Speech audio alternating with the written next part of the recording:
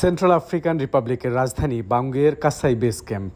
এটি মূলত দেশটির ক্যান্টনমেন্ট। এই জায়গাটি একসময় ঝোপঝাড়ে আচ্ছন্ন ছিল, তা দেখে বোঝার কোনো উপায় নেই। আর এই কষ্টসাধ্য কাজটি সম্ভব হয়েছে দেশটির জাতিসংঘ শান্তিরক্ষী মিশনে নিয়োজিত বাংলাদেশ সেনাবাহিনীর প্রচেষ্টায়।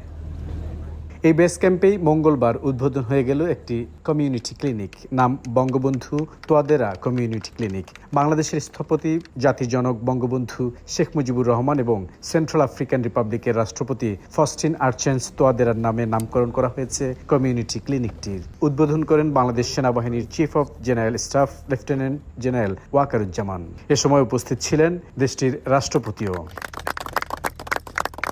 উদ্বোধন শেষে লেফটেন্যান্ট জেনারেল ওয়াকারুজ্জামান বলেন, এই ক্লিনিকের যাত্রার মধ্য দিয়ে শুধু দেশটির সামরিক বাহিনীর সদস্যরা নন, চিকিৎসা সেবা পাবেন সাধারণ জনগণও। এই সমস্ত ক্লিনিকে সব ধরনের চিকিৎসা থাকবে, অপারেশনাল ফ্যাসিলিটি থাকবে, গাইনোকোলজিস্ট থাকবে। গাইনোকোলজিস্ট এই দেশে এখানে গাইনোকোলজিস্টের খুব অভাব। সেখানে আমাদের যারা মহিলারা আছেন তারা উপকৃত হবে।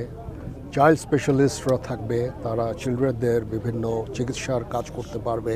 এ সময় ফোর্সেস আর্মি অফ সেন্ট্রাল আফ্রিকার সদস্যদের ৫,০০০ ইউনিফর্ম প্রদান করা হয়। দেশটির সেনাবাহিনীর প্রধান জেফরিন মামাদুর হাতেই তুলে দেওয়া হয় ২ ধরনের ইউনিফর্ম। তারা এই শান্তি রক্ষার কাজগুলো তারা নিজে হাতে নিয়ে নিতে পারে। আমাদের গার্মেন্টস অনেক চিপ, তারা ইচ্ছা করলে ওনারা এখানে ইম্পোর্ট করতে পারেন এই ধরনের ইউনিফর্ম। তো এইভাবে it is just the beginning. তারপর আমরা তাদেরকে ট্রেনিংয়ের সাহায্য সহযোগিতা করতে পারি। পরে বঙ্গবন্ধু গ্যালারি ঘুরে দেখেন দেশটির রাষ্ট্রপতি, আর্মি চিফ সহ ঊর্ধ্বতন কর্মকর্তারা। গ্যালারিতে প্রদর্শন করা হয় জাতির জনকের ৭ই মার্চের ভাষণ, বঙ্গবন্ধুর আত্মজীবনী সহ তার একাধিক গ্রন্থ।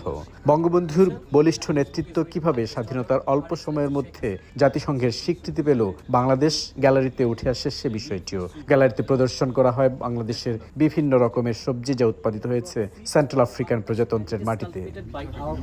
এর আগে মঙ্গলবার সকালে সেন্ট্রাল আফ্রিকান রিপাবলিকে জাতিসংঘের শান্তিরক্ষী মিশনের মিনুস্কা মিশনের BNSF বা বাংলাদেশ স্পেশাল ফোর্স কন্টিনজেন্টের পক্ষ থেকে গার্ড অব অনার প্রদান করা হয় লেফটেন্যান্ট জেনারেল ওয়াকারুজ্জামানকে। বুলবুল রেজা, সময় সংবাদ, সেন্ট্রাল আফ্রিকান রিপাবলিক।